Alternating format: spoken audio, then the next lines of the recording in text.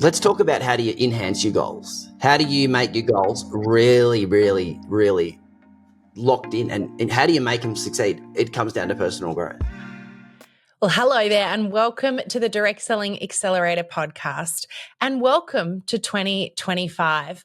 My name is Sam Hind and I am blessed that you've decided to join me today for this episode. This is a very special episode to kickstart 2025 and have an incredible year. And I got to thinking, what would be a really great way of doing that? Well, I know myself as a woman in business who's also managing family and balancing relationships and social life, personal life, business life, all of those things. And don't even get me started on health and wellness. It becomes quite the juggling act. And I know that in years gone by, I have started off the first of the year with all of these great intentions, only to flop and fail miserably before we even get through the end of January. And I thought, how can I help make a difference in your life today if you have chosen to tune into this episode so that you've got some strategies and skills to have an incredible year this year, to kick off your year on a high, but most importantly, to form habits that stick, to set goals that you know how to achieve. And I have had the absolute privilege of being able to meet some of the most successful people all around the globe, specifically in the direct selling industry, but also people outside of it. And I thought to myself, if there's one person who I admire, who inspires me, who I know is a master of habit forming, who has grown a successful business, who's been through the hard yards and isn't afraid to talk about them, one person came to mind immediately. So it's my honor and privilege to share with you a very special interview that I did, especially for today, for you, to kick off this year. And it doesn't matter if you're listening to this halfway through the year, at the end of the year, maybe this is an old episode and you're now listening to it and it's 2026 and you're thinking, hey, this isn't relevant for me. Yes, it is. Whatever day you tuned in to this interview, this is the perfect time and it was meant to be that you are listening to this. So don't turn off just yet. I want to introduce you to a very special friend of mine who is an absolute leader and a gun in the direct selling industry, who is an entrepreneur. He has a very similar personality to me. He is an absolute gun. He works his backside off, but he also knows the importance of health to be successful in business. He knows how to habit form, and he is a walking, talking library. This guy has read so many books and he is so incredibly knowledgeable. And he is also, while an incredible teacher, he is also incredibly teachable, and this is what I truly believe makes him such a huge success. So today I get to share with you an interview I did with the amazing Ben Physick from Weight Loss Coaching Works. He is also, I like to call him the weight loss and habit forming king himself. So I'm going to hand over to this episode. I hope you enjoy this interview I did with Ben, talking all about setting your year up for success. And just remember, if there's anything that you do with any of the podcast episodes that you listen to with me, let it be that you're going to take one thing and implement it from the episode. Don't walk away with tons of notes that you never use and they become shelf help. Let this be a catalyst for change for you, a catalyst for success and growth. So with no further ado, I'm going to hand over to the incredible Ben Physick. I hope you enjoy the episode as much as I enjoyed recording it with him. And I look forward to hearing all about your incredible year of success in 2025.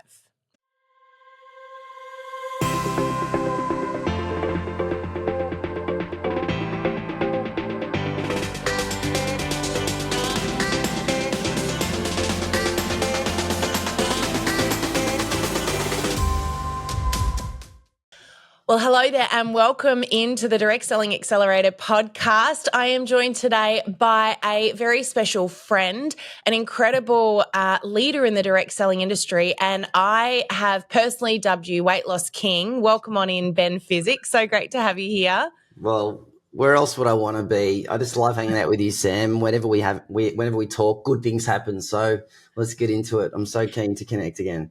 Look, I absolutely love our chats, and I really appreciate you being here today. I know that you've had huge amounts going on. You've had an incredibly busy year, so much travel, and you've come a little under the weather today, but you're here anyway, and you're ready to pour into our audience. So huge thank you to you. We really appreciate you. Pleasure. And I know every time we have you chat with our audience, we've had you on the podcast now, I'm going to say 1.5 times, because you came in and did our storytelling or story selling episode that was actually 4 amazing individuals, and you were one of those.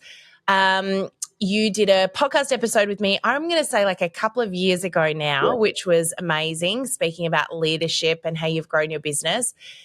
But I had you jump in and chat with our beautiful Rise Up Inner Circle members recently about their health and how their health pertains to their business. And, this is an area that you are very, very skilled in, you're very passionate about, and you've got some incredible goals, which I'm sure you'll talk about today in this space. But this episode is a really special one because we're recording this. It is December. Let's be, yes, our podcasts are pre-recorded, but it is due for release on the 1st of January because we wanted to have an episode to come out and kickstart people into the new year, because the pattern you and I see every single year with people in business is this struggle with, and it's not just business, but, that we deal with business owners and people that are trying to grow, an incredible future through their side hustle. And so one of the things that we see when people get to the new year every year is they set these New Year's resolutions, all of these grand plans to have a better year than the year before. And most people fail miserably at that. And I thought, you know what, let's gear our listeners up. Let's gift them with some skills, some strategies to be able to have a different year this year. And the only person I could think of to talk about this, not the only person, the best person I should say to talk about this was you. Wow. So thank you for joining me. Oh, it's so exciting. It's a big job, isn't it? Because everyone does, 1st of January, wake up and go, fresh slate, new year, let's go. And as you know, mid to late Jan, it's sort of, you're back to the way you were, hey? Yeah, and I think it happens time and time again, but it's not, and then what do people do? They blame themselves. They get all, I've done it again. There's something wrong with me. I'm not good enough. And it's the thing is that if we don't set things up the right way to start with, and we've all made this mistake. I've made it many, many, many times. Then we end up in the same situation. And I think, I had to laugh. We were talking about this actually, I think it's inside of our calendar. We've got a social media planning calendar for our members that give them all the different fun days of the year. And one of the days in there is actually International Quitters Day. And I think it's like the 19th of January, something like that. And it's the day that majority of people quit their New Year's resolution. And it's like across the board, the average day that everyone's out. And it's like, wow, people last 2 and a bit weeks on average before they give up. And so I thought, no, that's not going to be our listeners. We're going to change this today. Yeah, I know. But it's sad, isn't it? Really sad, because it's people have got great intentions, but they just don't possibly have the right system.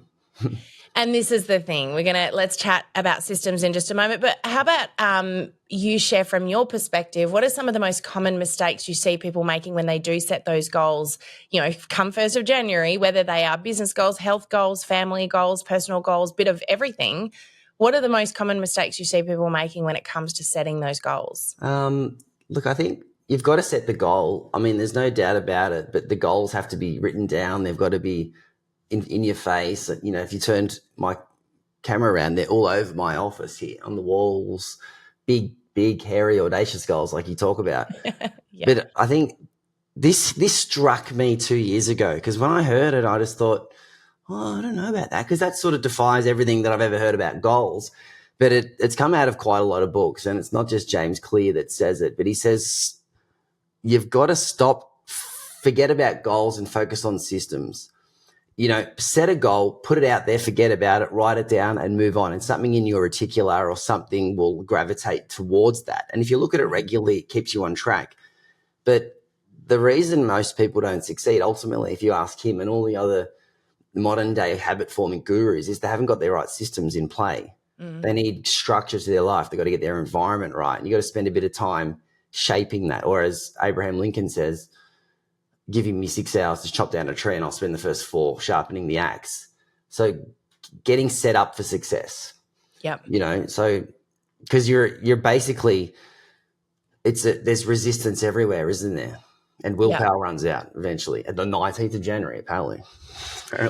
Yeah, yeah. So, when you say that, one of the things that pops into my mind, and I'm it depends on which personality profile that you do. I'm a high D or an 8 if you do the Enneagram, or a choleric if you're doing the personality plus. And so for me, I'm kind of like a make a decision, get moving type of a person. Yeah. And if someone's listening to this right now and it's the 1st of January and they're going, well, I had a goal that was I was going to lose weight, or I was going to reach a certain place in my business, or whatever that might be, and they've just heard you say that, they're thinking, does that mean that I need to wait and I can't set that goal yet because I haven't got things ready and organized?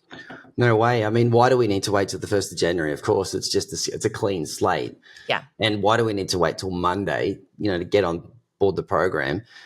So, why not set something now? I mean, we find the people that do our program, our weight loss program right now, this is the silly season beginning next week. Yep. What is it, the 10th, 11th of December? So now's a crazy time. But often they're the ones that get the best results, because if they can work through this, then they can get through anything. Yeah. So, the bit that I'm always going back to, I just like to evaluate as much as I can here. And this is the mistakes that I've made, and I'm a similar personality to you, bite off more than you can chew and chew like crazy. But I've just been I'm reading another book called Essentialism. It's like the one thing. I mentioned that to you a couple of years ago. And really, what is the essential thing that you're doing? So you've got to say no to lots of other things so you can get that one thing right. And stripping it right back, I think people make it too hard. You've got to make it you've got to make it an atomic habit. And James Clear talks about it being obvious, attractive, easy, and satisfying. And out of all those 4 things, oh gosh, I'm going to say that making it easy is probably the one that I've had to adjust to of recent times, because as soon as it gets a little hard, willpower runs out. Eventually you find it hard to continue doing the system to get to the goal. But if you can bring something in that's just super, super simple, and he talks about the guy, BJ Fogg, who wrote another book about tiny habits. He said, do 1 push-up every day. He said, because you're not going to do 1 push-up. I mean, most of the time, if you're down there doing a push-up, you might likely do 2 or 3 or 4. But do a low level that you think you can commit to. And then he says, don't break the chain, because you've got to do it every day. I think every leader talks about this. Maxwell is constantly talking about, show me your daily habits and I'll show you the returns you're going to get every day, every day, every day, every day. So if you don't make it easy, it's going to be really hard to do for, 300 odd days or whatever it takes to get to your goal. So I've found running a gym, working with people early in the year when they want to get healthy, they set unrealistic goals that they can't commit to. Going to go to the gym 3-4 times a week. I'm going to get up at this time, and then, mate, no way in the world are you going to do that. I just think you need to set something that's slow and steady will win the race every single time. And that's one area that I've had to adjust to. And since we've got good at that, and it's probably been over the last 10 years that we've got pretty good at that, it just compounds out of control. Yeah. It's interesting you say that. You and I have known each other, I'm going to say, for maybe 5-6 years now. We've been connecting, and one of the things I came and chatted with you about, because you're so experienced in the weight loss space, was obviously after I had Addie, what's some advice you could give me, or some support you could give me to help me get back on track with my weight. And the one thing you said to me, which was really difficult to stomach, was you need to get up and walk every morning. And I was like, I'm not going to walk. I run, I go to the gym, I do, I do the big stuff that actually works, right? Yeah. And, whilst I never stopped going, I was going to the gym and still running up until 30 weeks pregnant. And then, got back into it very quickly. I was going once, maybe twice a week because, as everyone knows, when you got young kids, it's hard to find the time. And you said if you get up every morning and you go for a walk at 6 o'clock, and this was after I'd read The 5 a.m. Club, by the way, which is one of my favourite books. I'm going to read that. I'm Have you hearing not all read about that? it. No, but I've got it on my list. Yeah. I Oh, know. Ben, you got to read that one. 5 a.m. Club, brilliant book. We actually read that as part of our book club within the Rise Up Inner Circle. And it was game changing. Lots of people started using it. But the thing for me was I was going, I can't do 5 a.m. I've got a baby, and she's still sleeping. I'm not going to wake her up. And you were like, just get up at 6 and go for a walk. Yeah. And I thought, for a start, walking is not going to do anything. And second of all, get up at 6, crikey, I need my sleep right now. She's still not sleeping through. Anyway, you said to me, just do it once and then we'll do it again. And so on the very first day that we'd set, Greg and I were like set our timer. We got up at 6. Addie was up. We put her in the front pack, went for a walk. We got back to the house and I was like, I actually feel pretty good. That was not so bad. And Greg's like, let's just do it one more time tomorrow. And so we got up, we did it one more time, and then the next day it was, let's do it one more time. And so each day we're sending you these photos of us up and walking. And before we knew it, our teens, who, by the way, are teenagers, typical teenagers, sleeping until 11 o'clock, they're going, are we all going for a family walk tomorrow? Wow. And they started getting up and coming with us. So good. And so that was, how many weeks has that been? 7 weeks ago. And we've been getting up every morning and going for a walk. Now, do I feel like it's made a big difference to my fitness? No, I was already able to run 5K or do whatever or go to the gym. So no, it didn't make a big difference to my fitness. But what it did do was it gave me more energy. It gave Greg and I quality time together. It got me out of bed. It started my day better and getting a ton of stuff done that I didn't actually expect to be getting done at the start of the day, because now I've got an extra, half an hour to 45 minutes to run around, do a bit of dishes, tidying up, getting lunches ready, whatever it is. And so my days are not starting as rushed as they were. Yeah.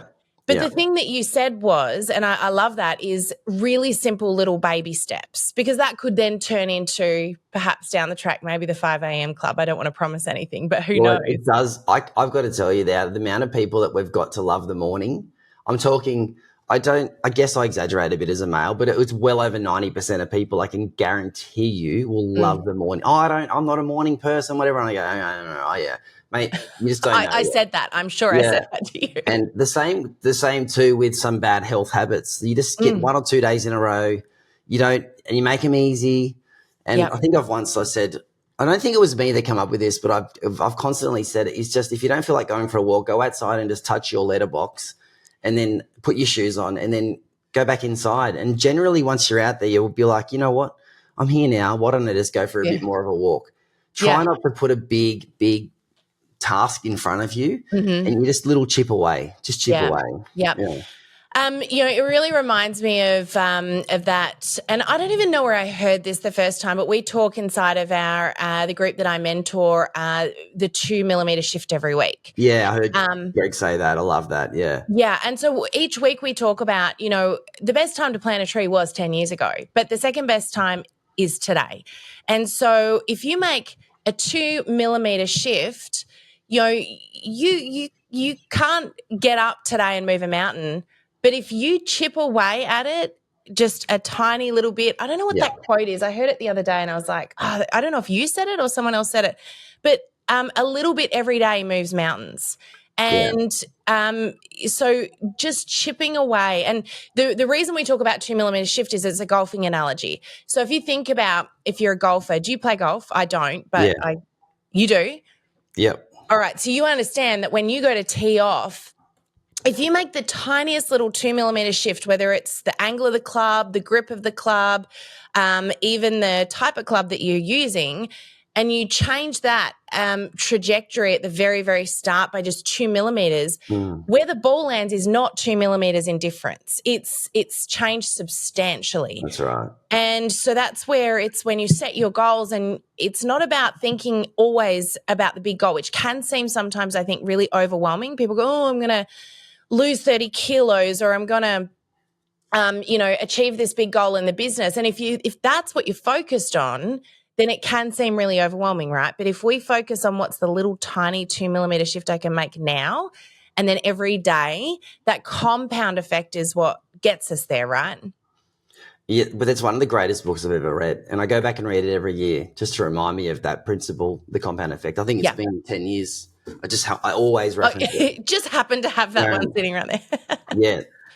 And the other one it's called the slight edge. Easy to do, easy not to do. And those tiny little things, they compound out of control. I mean, I've got Yeah. on my wall up here, the 1 cent coin doubling in value every day. By day 15, Yes. it's $160. And most people have just said, you know what, this is not returning. It's not working. I'm not seeing any change. And then you just go, you know what? Your coach kicks your butt. And that's one of the other secret weapons is having a coach. I don't know anyone who can do this without a coach, to be honest. I could never do it without a coach. You've got to have some kind of outside influence and accountability to be able to mentor and guide you and be accountable to. But by day 20, what are we talking here? It's 5,242. Then it's 10,000, 20,000, 40,000, 80,000, 10.6 million, 10.7 million by day 31. So you just have to know, you got to have the faith that just have faith that the daily disciplines add up. Yep. Okay. Don't look for instant results. And I guess when it comes, you know what, I'm so excited about getting health right first, because you do see some pretty quick results like that if you get that formula right. And then we use that to compound into other areas. So yeah, I'm dedicated to helping people to get their health right, their personal health right before they get their business health right. Yeah. So I think that'll compound their business as well. So, yeah. And look, I'm a big believer in that too, Ben. I think, we're better for those around us. We're better in our business when we're focusing on our health. And we see so many business owners burning themselves out because they're putting their health last. It doesn't mean that we don't do it simultaneously, mind you. We've got a lot of people that both you and I work with who are growing both their business but also taking care of their health. But I think that's where the magic lies. I want to come back, though, to the coaching element, because you really touched on something that I think is the secret weapon here. And the first thing, I just want to dispel some myths, because I think a lot of people think, number one, if I get a coach, it's going to cost me a lot of money. yeah. And you and I have both been big advocates for having coaches. There's been only one time during my business life that I didn't have a business coach, and it was probably the toughest time in my business because I didn't have anybody to bounce off to keep me accountable. Gold. And I know you've always had a business coach and been really passionate about having that person to bounce off and keep you accountable as well.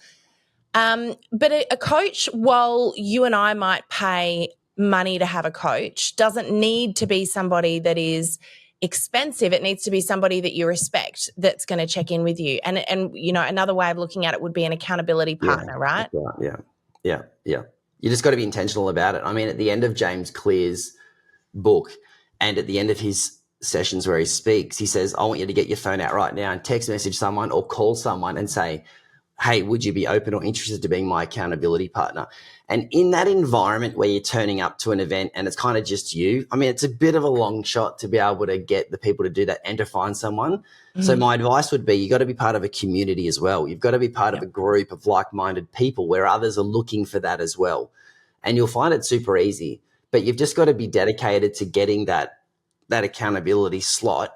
And, today I'm feeling much better now, by the way, too. You just connecting has made me feel great, but I had lots of appointments booked in today and I've cancelled a couple of them because I didn't think I could give my best to those people, but I can just shift them to next week. And they're just little half-hour slots in your calendar to catch up, connect, how you've been going, ask a few questions and just listen, because half the time a coach just listens. And, everyone can be a coach. And we call them unreasonable friends who won't accept your shit. Can I say that? I love that. Yeah. Can you please be my unreasonable friend? Yeah, I'm just not going to accept that rubbish excuse. Like, I know you. Like when you said to me, I can't get up in the morning, I said, yeah, okay, we'll just give it a go. Do it once. See how you go. Little baby, I get it. We've been there too. You've done that. But the best thing you can do, how about those photos you'll look back on one day with Addie out on your chest and you're walking around, or Greg's chest, and she's got the biggest smile on her face you've ever seen. And you think to yourself, oh my God, as if like there's no way that I could not have done this. But you just don't know it until I guess someone paints the picture for you and perhaps throws an idea your way. So, but yeah, I mean, in this day and age, there's so many ways to be accountable. Yeah, there are a lot of ways, and I think one of the things that we do, and actually, I'm just going to come back a sec because you and I have actually both formed. We recognize that this is so important that we've formed communities where you're obviously dealing with health, I'm dealing with business and personal growth, but we both recognized that it wasn't possible to get people to where they wanted to go if we didn't have a community and an accountability system. And so both you and I have created that in two different senses. You've done it in the health side, I've done it in the business side, but I would not have a successful business that's getting people results if we didn't make that a core part of the program. Massive, huge. I would say it's almost number one. I would say it absolutely is number one. And the funny thing about your program was it was less about, the diet's obviously important, but it was more about the community and the coaching and the connection than it was about the actual actions that you take, because we all know what we need to do to lose weight. We're not silly. We all know, I need to eat better food. I got to eat cleaner food. I need to get more exercise. I need to drink more water. I need to drink less alcohol. We know all of the things we need to do. Why don't we do it? Because it pushes our comfort zone.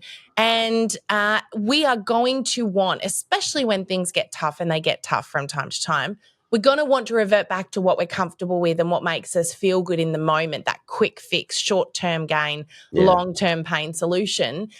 And so having an accountability partner or someone that can call you back in and go, hang on a minute, hang on, stop. Let's just look at the big term, the long-term goal here for a little moment. I'm cheering you on, but you've got a choice to make right now. And if you don't have that person on the sideline who's cheering you on, you've seen it time and time again with, people in a race. They're in that race. You see them start to wane. How many movies have we seen where that person's getting towards the finish line and they start to slow down a little bit? And all it takes is one family member that believes in them on the sidelines going, you can do it. And suddenly they get some speed back up when they thought they had nothing left in the tank. Well, mate, it's massive, isn't it? And it also does a massive thing for the person giving the encouragement as well. It's a win-win situation. Encouraging others is one of the best gifts you can give them, but also giving yourself as well. So, that's a big part of our program is we say the world's full of critics. We don't need any more critics. We need more encouragers. Absolutely. Yeah, that's really true. Mm-hmm. Can I just quickly ask you what you think makes a good accountability partner, mentor, or coach? Because I think there are we can sometimes deviate towards the wrong people in this sense. Would you have any tips? Someone who's got success or is further down the track than you, they've got a different perspective. They don't necessarily need to be better. They've just got to be removed from you, but they need to have been where you want to go. There's got to be a trust component there. So if there's not a good, strong, solid faith connection, then I'd be mindful of that. But if you really that's why we're really big on family, helping family, and family trust each other quite well. It does something powerful. Sometimes not so much, but when you're when there's a trust there, they don't need to be in the same country. You just need to be able, not even on the same time zone. You just need to get rhythms around systems. You really just need to make sure you've got your calendar time zones all lined up to be able to do those connections. I do think you need at least, when I trained people, the hardest part about it was I'd train them 3 times a week sometimes, then I'd gear it back to once a week, which I thought was enough because then I would make them, here's how our business established actually. I trained people, didn't get results at all. I was frustrated. Training. When you say train, you're talking about personal training? Personal gym? training. Mm-hmm. Yeah, I had an exercise physiology background and, it was forever just going hard. I'm focused. I'll get there.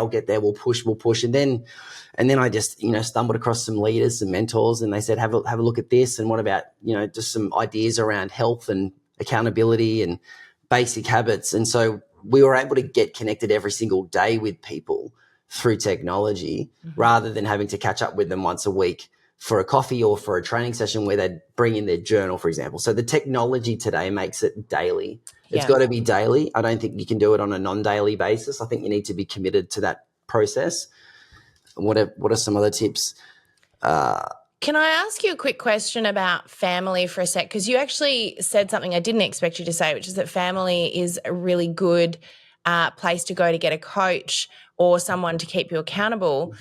I've actually experienced, interestingly, that spouses can be not the best people. And I say that because in my experience, when you have a day where you're like, oh, I'm just going to have a rest day today because I'm just tired. I've just, I think I'm not going to stick to my routine today. I'm not going to go for that walk, or Yeah. I'm not going to make the calls. I'm just going to sit down and have a cup of coffee instead. And the spouse is the person that tends to go, okay, you deserve it. Yeah, you sit down, you have a Yeah. break. What are your thoughts around that? Is that your Well, experience? two questions. Yeah, that's a two-pronged question. My comment was more, when you love someone and there's a real love there for them, you'll go the miles for them to want to help them. And it's a two-way street. And I think unless you're paying big, I mean, I had a meeting with a lady the other day and it was like multiple hundreds of dollars for just a half an hour meeting. Mm-hmm. And her information was priceless and it was worth it.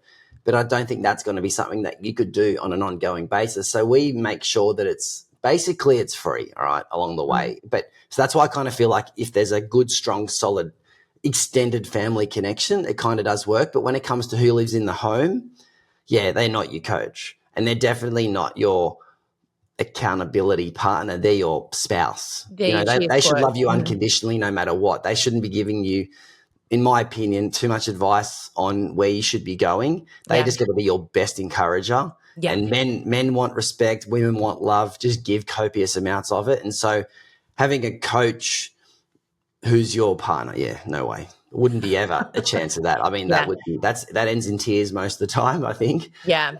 So when you've got your partner standing there going, should you be putting that in your mouth right now? It probably is a recipe for disaster, I think. Yeah, just close your gob. Yeah. And you're married to an amazing human. Greg's obviously got an awesome heart. You guys have got a great relationship, but still the best of us, we best off just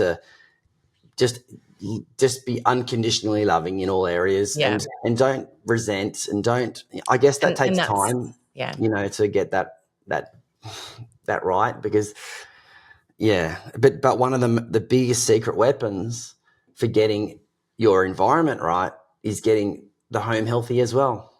Because you can't. So give some examples of that. What could that look like if someone right now has a health goal and it's January and they're going, all right, I'm going to start today, but what are some of the things that you would suggest that they do to get their home right? I don't beat around the bush. No, don't. Let's just go right on in there. I feel like then if you want to get going on something that's going to change your life, and I'm going to spend the time and the effort, the energy to help you, because I know one person can help thousands if they get a great result.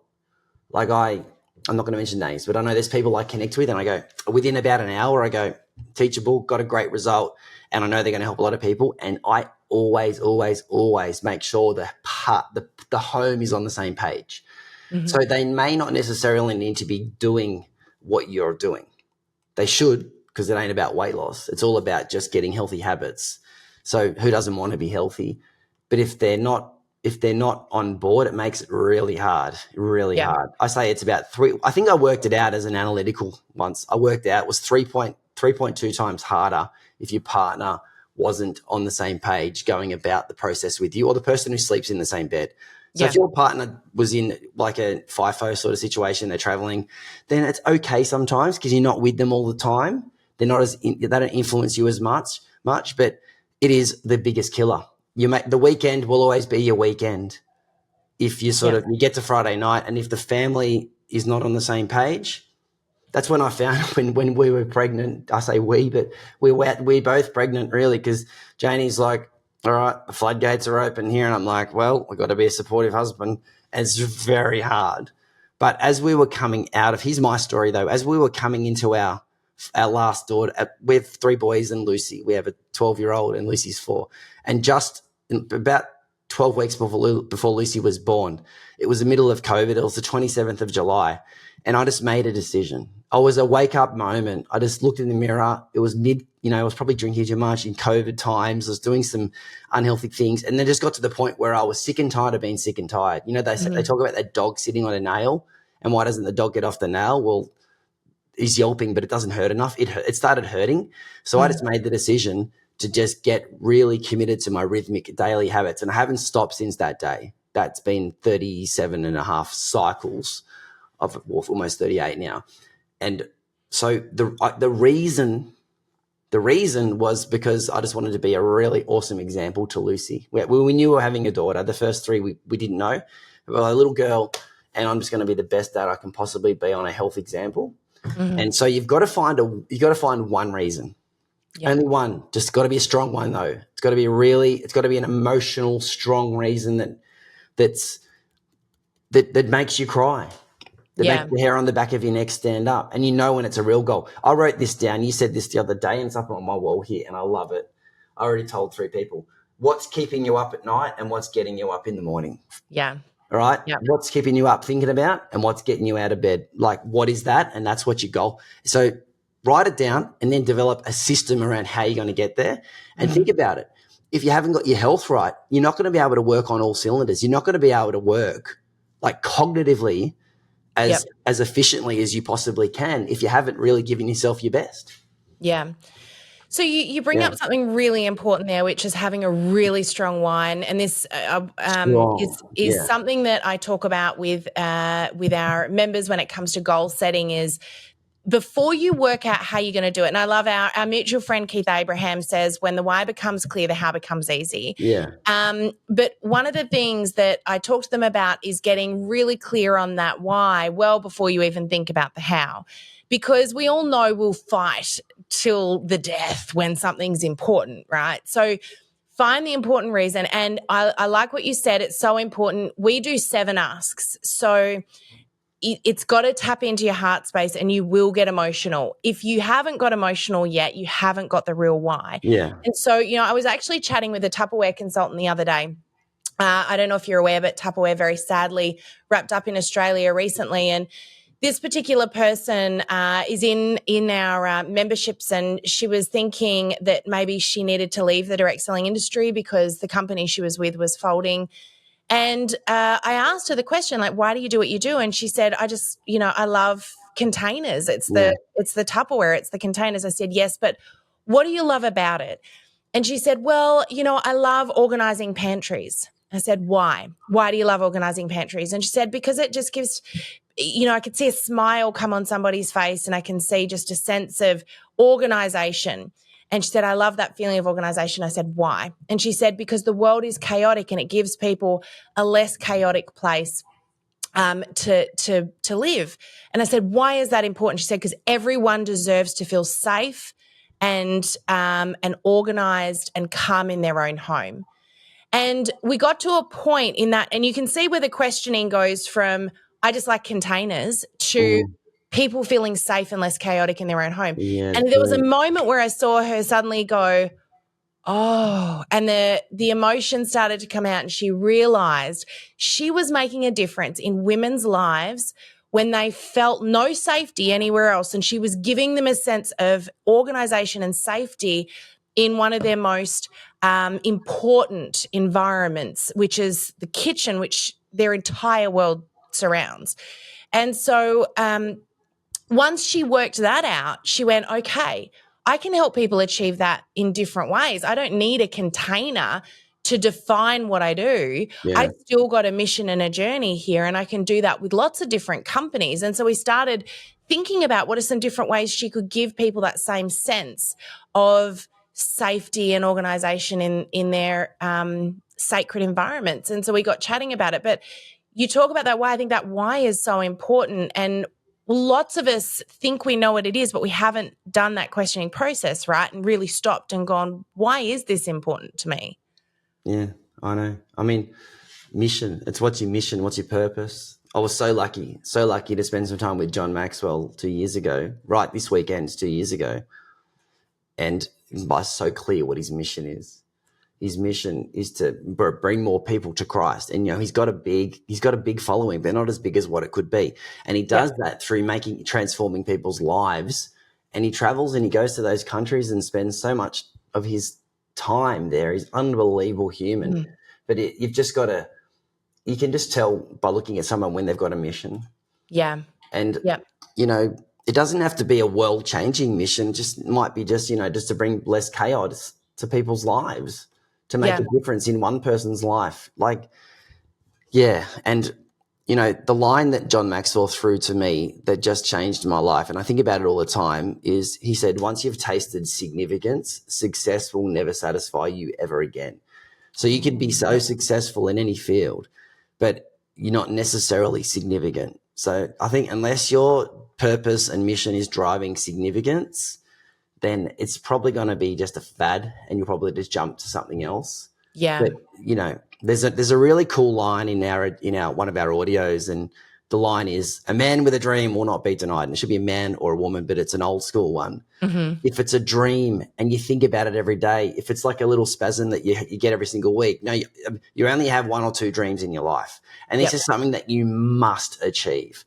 Mm-hmm. And I think it's hard to have two or three dreams at a time. Yep. And I grew up sporty, and all I ever wanted to do as a kid was to play AFL. That was like my drive, my desire. And I just see these kids growing up now, and I see all these.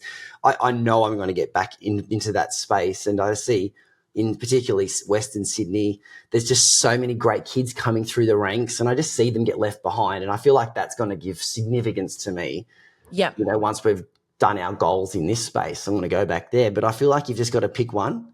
Yep. And it's got to be one of those things that you just, and if it's not designed to leave a legacy or to leave something, then it's not really success. If it's just, if it's a temporary thing that you're getting, you want to probably think about, are you able, pardon me, to leave something after you've left the planet?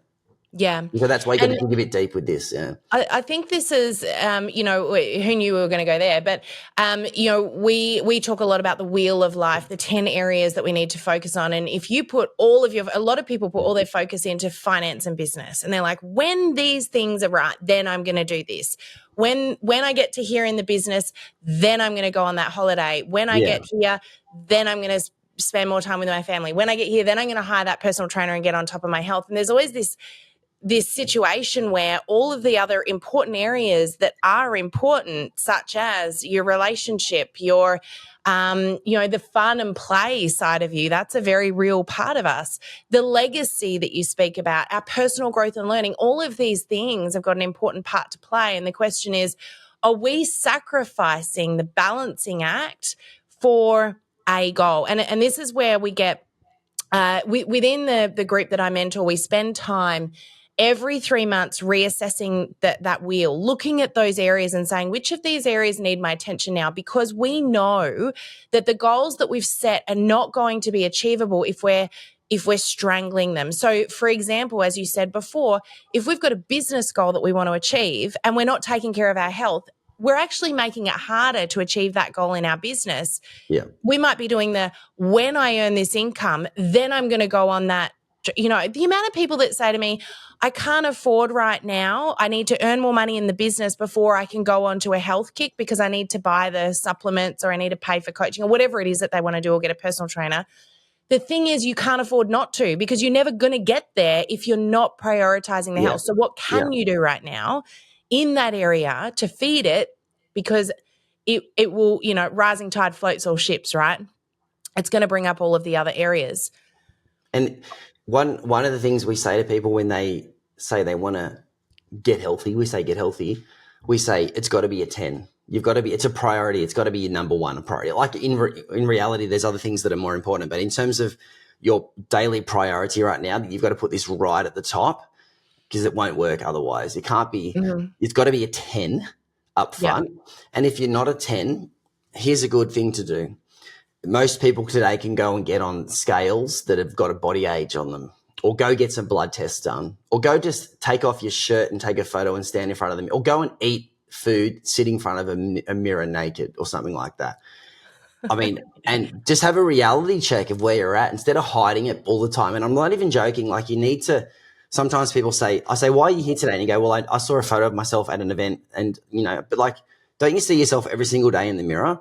Like, take a reality check of where you're at right now. Take stock of it, and just don't kid yourself. You need to look at the scale and say, hey, I'm morbidly obese, or I'm obese, but that's okay. Mm-hmm. That's the first thing, is deciding and being aware of where you're at, and then saying, you know what, but then setting some realistic goals around getting to a safe level. Yep. Yeah. Yeah, absolutely. I want to come back to something you said before, though, which I think is too important for us to skip over. You talked about your spouse or significant other supporting you and how, you put a lot of emphasis on this and the importance of it. One of the things that I know comes up for a lot of people is that they're saying, okay, well, I get why that's important, but how do I get that Yeah. person on board? Yeah, great Because question. that can be a real challenge and a real sticking point. So what Yeah. advice would you offer in that But space? I sometimes say to the person, I'm not going to let you start until you get them going. And then it just shows how keen they are. And they go get on the phone and say, oh, I'm really, really wanting to do this. Can you come along? They won't let me. Siri's having a chat to me right now. I don't know how that happened, but you've just got Siri, to. by the way, Siri doesn't do what she's told ever. Well, we Unless had I an do. upgrade, didn't we? So Siri's got now mind of it. I don't know what's happening here. Where are you, Siri? Get off my phone. But I think you've just got to look. We work in 6-week cycles. So if you say, I tried everything and it'll cause harm to our relationship if I try again, then you go, what can you do? But most people don't try hard enough. Yeah. And then I just say, listen, at the start of another cycle, perhaps you can get involved and just do one cycle. It'll mean the world to me. And it's usually the male that's holding back. And I find most of the time, and I've done sneaky work like this, is they haven't even been asked. Or they just didn't ask the right time or the right way.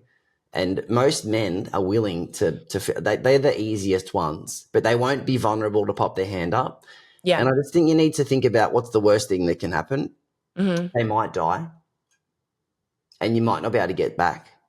There's moments there where this is why people sometimes come to us. And we had a lady just recently, beautiful, beautiful human. She lost her brother at the age of 39 from obesity, and he'd lost 50 kilos, put it back on, not a sustainable way. And she was wanting to, and she was holding his hand. And she said, Justin, that I know you're not going to be with me anymore, but I'm going to make sure that I live this healthy life now, but for you, because they've got diabetes in their family. And I think you've got to really be, you can't make it happen by just forcing it. But sometimes when people have got to read your heart. This is a really important one to me. I would really love to be part of this, and I really want to get this right. And look, it won't always happen, but I'll make a bold statement. I don't think Jenny Craig's around anymore. And I think there's lots of programs like that go, and I'll guarantee you, because they don't get the family on board. Yeah. 100% guarantee, take it to the bank. If they got the spouse on board, you wouldn't need a lifetime membership because the partner will drive the habits. Because you think about what James Clear says with Atomic Habits, obvious, attractive, easy and satisfying. Your home is where you spend most of your time. And if you can get the home on board, not only is it easy and obvious, it's actually magnetic because they're pushing you out the door, or they're helping you to make those wise decisions. I guess it's just where we probably spend most of the time. And I still feel like it's an area that we need to get better at. Yeah. So, yeah. Do you know, someone gave me some advice a number of years ago. We were doing a program with an organisation that was a financial reset, essentially. It was very similar to doing the Barefoot Investor, but it was more detailed. And to go through the coaching process of this particular program, it was something like $5,000 for the initial weekend event. So it was a lot of money. And I remember the guy that runs this particular event had a bunch of people in the room, and he was dealing with all the objections, right, as you do, selling them all on the program. And one of the girls who I actually got to know quite well over the following few years, because when you go through this program, again, accountability system, you get put into a team so that you can keep each other accountable, because finance is like anything else, like health and business. You get uncomfortable and you want to revert back to the comfort zone. But she said, I can't do it because my husband or partner, I can't remember at the time, I think they're now married, but partner at the time, I don't know how to convince him. And he said, it's not him you need to convince. He said, what I want you to do is I want you to go away tonight and write out a list. He actually said to her, write out a list of 200 reasons why you need to do this. He said, I want you to think about family. I want you to think about legacy. I want you to think about friends. I want you to think about the people you'll never even meet. I want you to think about all of the reasons why this is important for you to do. And she goes, wow, 200 reasons, that's a lot. And the next day she came back and she said, I've got 75. And he said, the magic is past the wall, keep pushing. Wow. And she goes, but I just don't know. And he said, but if you did know, what would it be? And he goes, if you don't know, you know. So she goes away and she comes up with 150 reasons. She comes back and she says, oh, I'm so excited. I've got 150 reasons. And he said, you need to go away and come up with 200. I said, 200. And she goes, I can't come up with any more. And he said, but if you could, what would the last 50 be? And so she quickly scribbled down another 50, found another 50 just like that. She did know. She comes up with a list of 200. He said, now what I want you to do is I want you to go home and I want you to tell your partner that you want to do this program and then start reading out the list of reasons why. And so she gets home, she walks in the door, she's super nervous. She's thinking, oh, I don't know how this is going to go down. She goes, look, there's this program I want to do. And I just want to share with you why I think this is really important. She pulls out a piece of paper and she gets to number 3 on the list. And he goes, I don't know why you're trying to convince me. It's obviously important to you. Of course I support you. Go ahead and do it.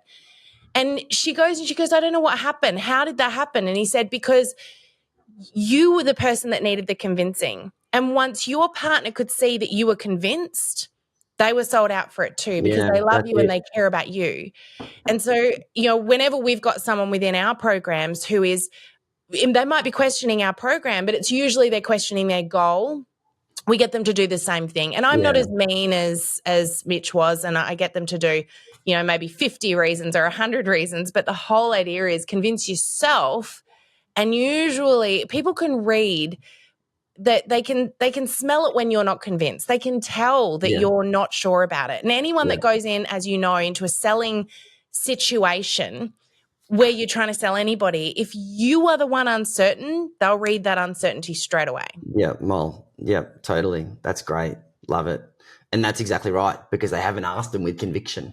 They're already going, oh, I know you don't want to do this program, but, okay, you don't want to do it. I know it might cost a little bit of money. I'm like, well, give me your husband's number. I'll get on board with this. Here's a definition. Here's certainty. And I don't know why I did this, but when you know that you know that you know, when you know when you know. You just go, right, we're going to make this happen. And sometimes a choleric-driven person will push too hard. But I was walking down the street at Castle House and something just drove me. I was very, very, very busy. I was just rushing home. I had to go to the chemist to get a script or something for one of the kids or something, and I was late. And I saw this lady wheezing as she was walking down the street, and I just walked past her, and then she said something about weight loss, and I was wearing a jacket that said weight loss coaching works. And then I just sort of stopped and said, I looked back, and just something inside me said, I've got to help the lady.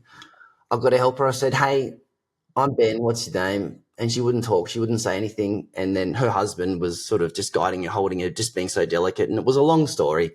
And I ended up, long story, her name was Margaret. His name was Michael. I got their details. I said, listen, I know I can help you. I just don't know what came above me. And I ended up getting their phone number, and I went home and called, and I invited myself into their house. I just said, look, I just know that I can help you here. I really do. And all I want to do is a chance to come over and sit and come into your house and talk to you about it. I invited a friend along to come with me, so it wasn't so weird. And they were incredibly it was an interesting scenario. They were hoarders. You could hardly get into the house. I had to stand up as I was kind of showing them. But their life was in a bit of this. They were just always – They needed our Tupperware lady. They needed a Tupperware. They needed a bit of a convincing that they needed someone to reach out and pull them out of the hole. Yeah. And as it turned, you would have thought they had no money. And then I just sat with them on the knee, and I gave my cert, and he said, I can help you. I can honestly help you. I know I can. All I need you to do is come to the next session so you can find out some information. They came to an event that night, got started. She lost 40 kilos. He lost 30 kilos. Wow. They passed it on to lots of people. Amazing transformation. But it did so much just for me. And I actually did a little video of it after a Facebook Live. And I just thought the point of that was to show that if you know in your heart that you've got something that someone else needs, don't give up on them ever, all right? Don't just get knocked back a few times. You're going to have to cop it sometimes. It won't be often though, but on the other side of it, there's so much joy when they break down the barrier and they go, you know what? I've been holding back. I've been resisting. And that's why people skills books are so important to your journey. Yeah. I mean, we've got this amazing book here. He's the king, Dale Carnegie. You just need to go and reread that book every single year. Go back and remind yourself about all the important things in there. And for those listening, that's How to Win Friends and Influence People. And by the way, I have actually, there's a teenage version of that book, and I've handed that to our teens. Slipped it into their bags as they've hopped on a plane or something. And one of our teens actually came back to us and said, wow, I wasn't going to read the book, and I opened it and I read a little bit of it, and I was actually really surprised at, there were some really good strategies in there that I hadn't considered. And, I think, one of the things that we do inside of our program is we get people to be part of a little book club, and every, say, 6 to 8 weeks, we start a new book, and we read a couple of chapters a week, because bite-sized pieces, right? You can do anything in little pieces. So a lot of people in that group, me included, I'm going to tell you a secret. Up until 5 years ago, I had never, ever read a personal growth book from cover to cover, because I would start and then I'd get busy, or I'd want to read a novel or something that just kind of zoned me out. And it wasn't until I thought, hang on a little minute, one of the books I started reading was, I think, recommended by you, Atomic Habits. Yeah. And it was just a little bit. What's a little bit you can do every day? And I was like, I could read 10 minutes every day. I could just do that while I have my coffee or my lunch or whatever it is. And I thought, what if we could do this as a group and keep each other accountable? Every week we read 2 chapters. So I actually started the book club partly for myself, to keep myself accountable. But then I got so into it, I started pre-reading the books so I could recommend them. And the thing is, sometimes people will say, I'm not going to read the next book because I don't think I would like that book. And, the response we give them is, it's not about liking the book. It's, what's one thing I can learn from this? Yeah. You don't even need to agree with it. You might be so challenged by that book that it helps push you in an opposite direction, and that's also okay. So we've now got, I think, 60 of us all together that are simultaneously reading the same books, and many of the books are recommended on this podcast, some of which were recommended by you, because you might be the king of weight loss, but I feel like you're the Duke of reading. That's where all right? the secrets are. Every single secret is there. There's a brilliant quote by Charlie Tremendous Jones. He says, you're going to be the same person in 5 years, except for 2 things: the people you hang around and the books you read. Yeah. And every book you read, there will be, and you've got to, let's talk about, how do you enhance your goals? How do you make your goals really, really, really locked in? And how do you make them succeed? It comes down to personal growth. You've got to work on your personal growth. And so, do you read to get 10 minutes, or are you reading to learn? Or are you reading to acquire the knowledge now so you can start to teach it? And so what you're doing through a book club is a brilliant, outstanding idea, because you've got to get ahead of the trends. You've got to understand it. You learn it, you do it, you teach it. And you only remember about 7 or 8 or 9%. I can't remember, I read it, of what you read. But you will remember so much more of what you teach to someone else. And so teaching it deliberately is something I do every single week as well.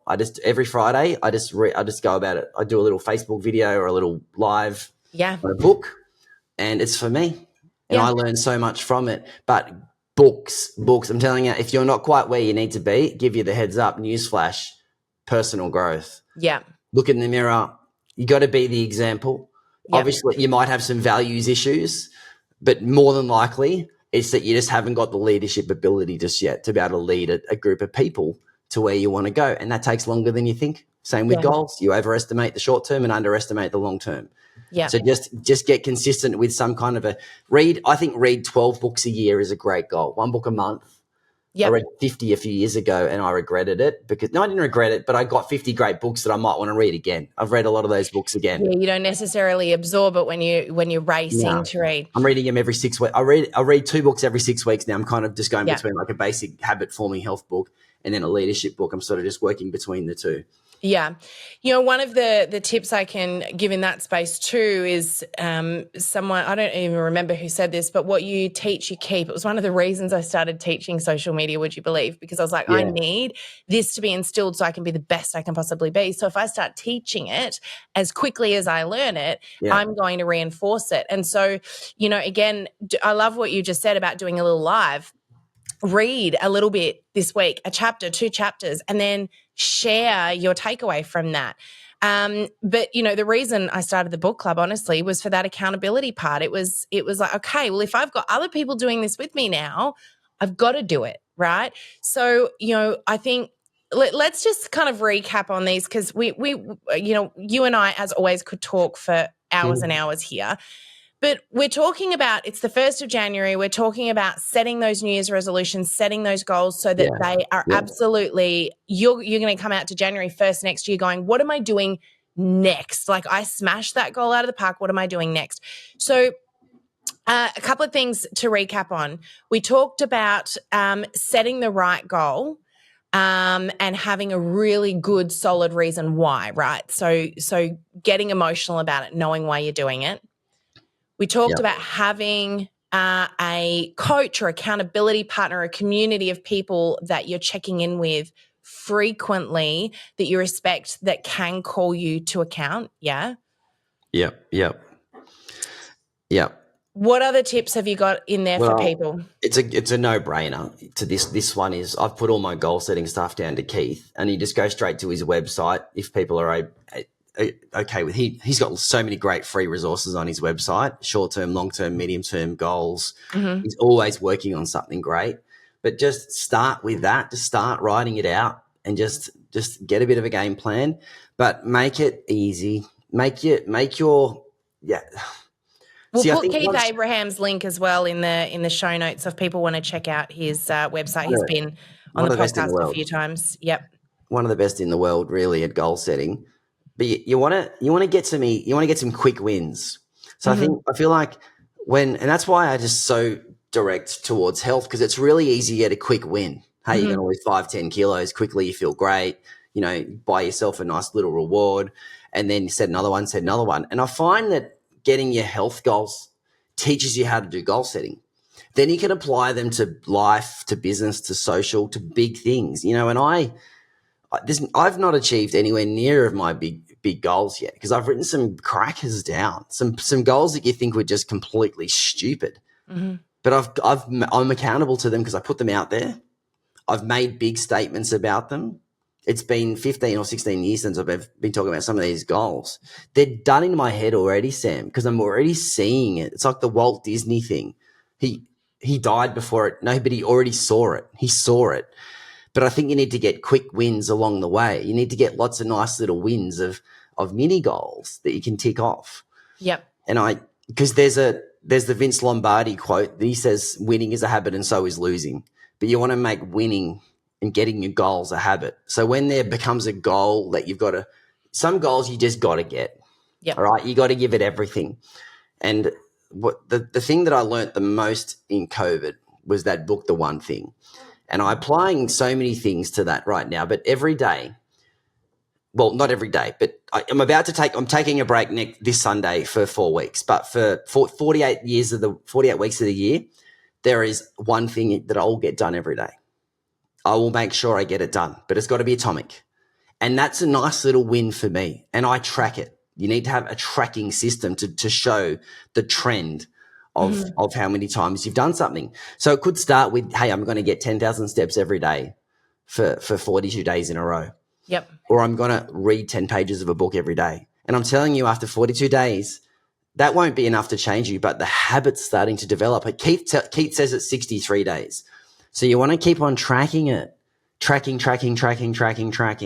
And then you see trends emerge and you start to see, you go, oh, the trend is the friend. Because you see all these up and down sort of movement. But if you take a pull back and you go, look at the trend, okay, the compound interest does work. Yep. The eighth wonder of the world does work. But you've got to track it. Like when I read that in the book, Atomic Habits, it's one of the last chapters about creating habit charts sort of thing. I was like, yes, I've been doing this. And I'm like, oh, all over this, James. You've got this. But you've got to make a visual of it. You've got to be able to see it every day. So he talked about Jerry Seinfeld would mark on the side of on the wall. He put a tick every time he did comedy, and he'll tick it on the wall. So it's got to be in your face. It's got to be you've got to be able to see the daily things to be able to know that if you keep doing it for 6, 12, 18 months, then the big picture is huge. Yeah. Yep. I love that. I want to just, I'm going to ask you a couple of questions in a moment, my favorite questions. And I know you've answered these before, but you always give us a bit of gold. But just quickly, I want to touch on the very first thing that you said, and I want to finish on that very first thing, which I think is, as you go into the rest of today or whenever you're listening to this, you might be listening to this on the 5th of January or the 5th of June. I want you to hear what Ben said at the start. Number one, start today. Don't wait for Monday. Don't wait for next week. But the other thing that you said was make it easy. Little things that are easy to achieve, to give yourself what you just said, which is the quick wins. And there's actually scientific proof that when you set yourself up for success and you get those quick wins, you get those hits of those endorphins, the chemicals released from your brain where you feel good. Your brain will start to chase more wins. So if you can, make it easy, get up at 6 o'clock. And Greg and I don't go for a hugely long walk. It's probably progressed to somewhere between 3 and 5 kilometers every day now. But this morning we didn't have as much time. I had to get in here to be with Ben. And so we just went for a walk, that went for maybe 15 minutes, came back. I was like, we still did it. We still ticked it off. I still get that win. I've still got that endorphin hit because at the end of the day, I set myself up for success. And like you said, it could be just walk to that letterbox. It could be doing one push-up, but at least you did it.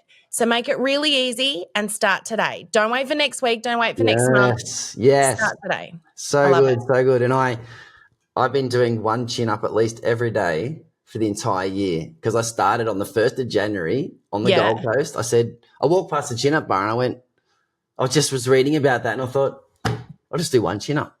But then I did 10. And I made a commitment and I do it every day. And last night I was feeling really sick until about 8 o'clock. I thought, you know what? I feel good enough now. I put a chin-up bar in my backyard. I went out, did my chin-up. I felt so much better because I just ticked that little habit off. And then I did my push-ups too. So when it comes to exercise, I'm doing a study. You'd be proud of me. I'm doing my own personal double-blind placebo study without any – I'm not really. But I'm just analysing what it takes to get a healthy muscle mass. And I was a part of that industry. I mean – I shouldn't say like that, but brilliant. But you don't need to do as much in the fitness industry as what you would probably think you need to do to maintain some good, healthy metabolism and muscle.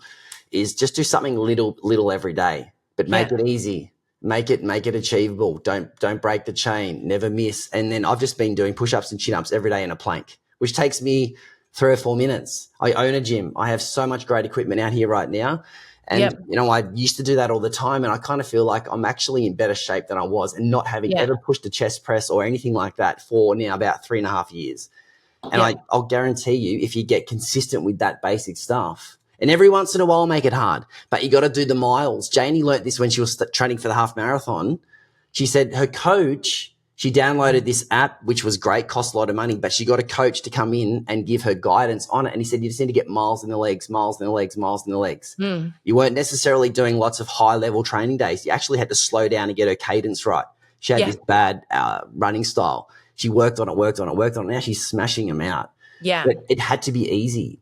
And every once in a while you peak and you go a bit hard, but trust me, I feel like it wasn't working, but it does. It compounds out of control later. I just want to really hit that point. Yeah.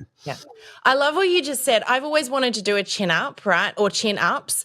But I'm sitting here going, I could possibly do one, like maybe. And if I couldn't, could I just build up to doing one? Could I? Because in your head, you've often got this thing like, I'm going to run a half marathon. Well, a half marathon starts with 100 meters. So can you just run 100 meters? Well, we're going to get you to now. You've already said it. You've put it out there. So yes, I have. I am running a half marathon next year. But we're also going to get you to do a chin up as well. Super easy. I'm actually sitting here going, I think I'm going to do this. I'm going to go, and I think I gave Greg years ago, I'm going to have to track it down, a chin-up bar that hangs on the door frame, and he went, "Thank you, dear," and tucked it somewhere. I don't know where. It's never seen the light of day. Maybe I'll pull it out, and this is the thing. I'll practice doing a chin-up. And just one. That's all we need to do every day, right? And Just do it one. and go like this as well. There's a lot of, like people say, go over, but go underarm because you're working more muscles. Right. Go Okay. this way. And then the easiest way to get a chin up too is weight loss. So when you get to your ultimate goal, Yeah. you'll find it. You'll got be less able weight to to do lift. one chin up.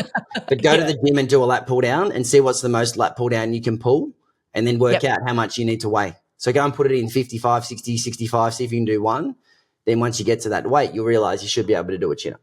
Yeah. A Interesting. female really should be able to do one chin up, and a man really, really should be able to do 5 to 10. Really, that's Yeah. genuinely Okay. All right. what. I'm going to talk to Greg about this tonight. We're going to work on our chin ups. I love it. Yes, and that Everyone listening to this is going to be checking in, going, "How are those chin ups going?" No, it's all right. 2025, We'll do mate, it. the year of the chin up. And I think you might be able to set a bit of an ambitious one to get 3, 4, or 5 by the end of the year. I've set a goal. One of my big goals is to get 20.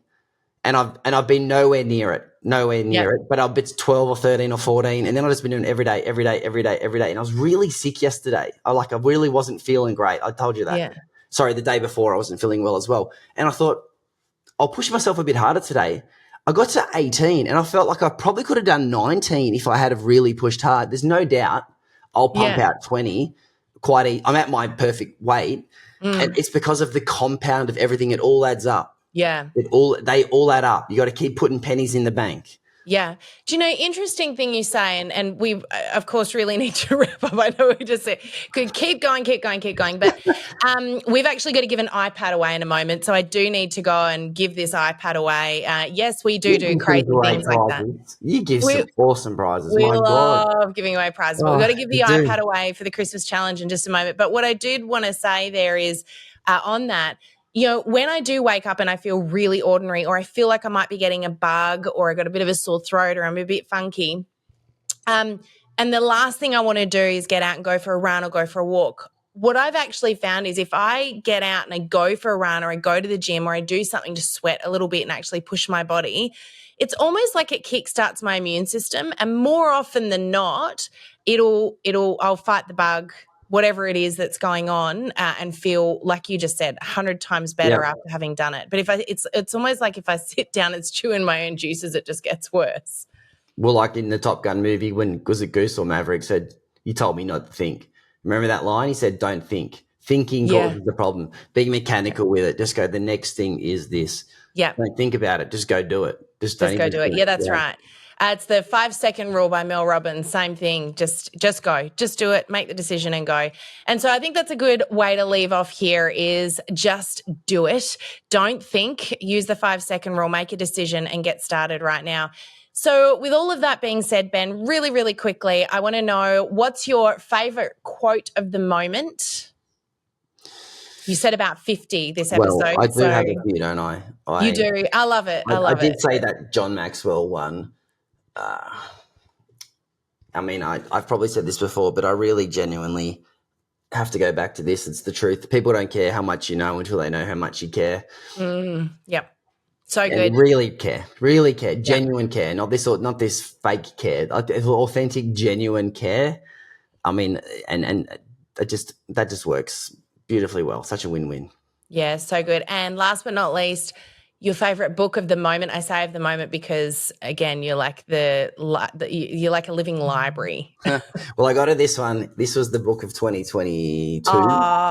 You probably got a note in there for me. Did you write? Maybe you sent that to me on. I did. And I'd read 49 books and I received it, and I decided that would be my 50th book. Mm-hmm. I want to revisit it. I really want to just pay homage to this because we don't need to go back and continue to read more books. Sometimes just go back and revisit. Yeah. The happiest man on earth, Eddie Jacku. He passed away, I think it was just shy of 100 maybe, or did he get to 100? No, he cracked 100. Yeah, he wrote the book for his 100th birthday. And I've seen some videos of him on YouTube, just incredible human. Yeah. But this will help you toughen up a bit.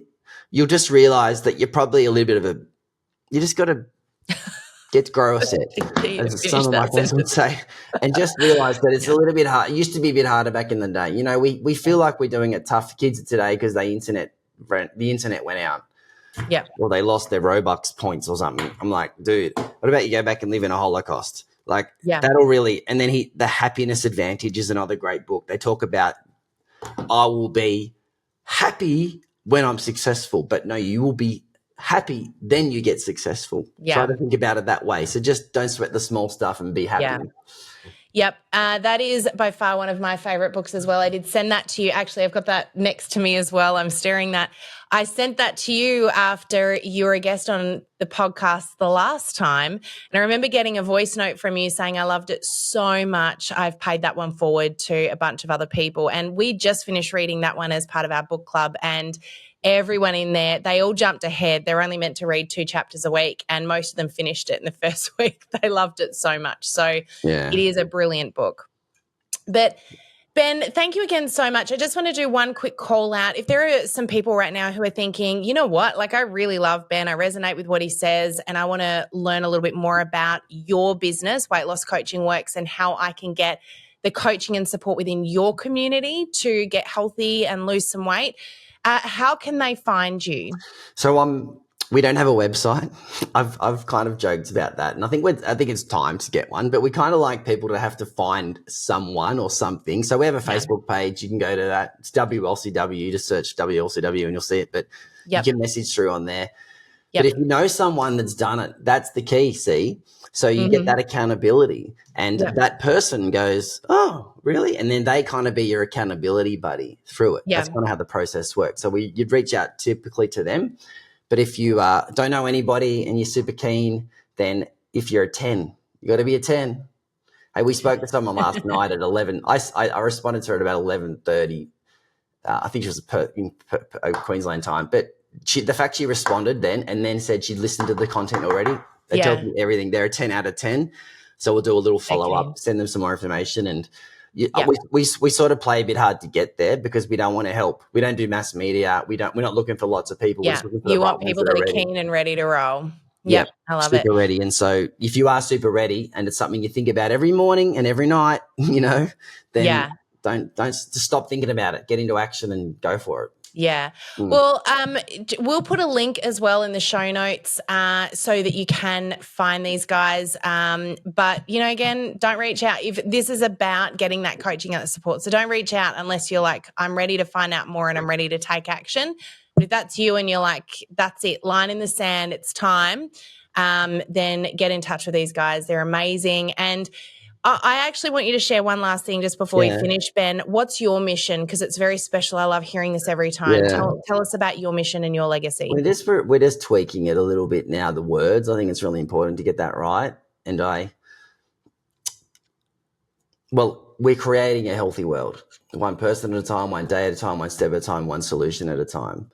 And, we've got a business model that's set up in multiple countries, and we already are in multiple countries, and we're in the information age where it's easy to get that information out there. And so, that's it. It's to help, first of all, 1 million people to get their health back on track, to get optimal health. It was all about weight loss, but it's not about weight loss anymore. Yeah. Even though it's called Weight Loss Coaching Works, it's kind of like, well, that's just like the name now. It's about healthy habits and getting significance. And then, beyond that, we got big dreams and goals. And because they're out there, isn't it so exciting when you put them out there? I kind of know the end of the tape. Yeah. It's just about slow and steady wins the race, though, and building a dynasty of health around the world and just helping as many influential people to get their health back on track so that they can share within their community as well. Yep. I love it. So good. Look, Ben, thank you again so much. It's been awesome chatting with you, and I hope that this has an impact on many people, but even if it's just one, if you're just listening today and you're like, I'm going to make one change because I've listened to this episode, well, then it was worth it. So thank you again so much, Ben, for joining me. I love what you do. I appreciate it. Keep going. You are an inspiration, and you are making big changes in the world. Thank you so much. 2025, let's make it massive, hey? Can you believe it? 2025. I love it. And thank you again to our beautiful listeners for tuning in again this week. Please make sure you subscribe so you don't miss out on any of our upcoming episodes. And of course, share this with a friend if you think that there's somebody else who needs a little bit of a kickstart into an incredible year, which I know it's going to be. So again, thank you so much for tuning in. That's it from us. Bye for now, everybody. Thank you for joining us in this episode of the Direct Selling Accelerator podcast. If you love listening and you found that this was helpful for your direct selling business, please like and subscribe to our YouTube channel. You can also check out the recommended video that's popped up on your screen right here. I look forward to seeing you again next time. Bye for now.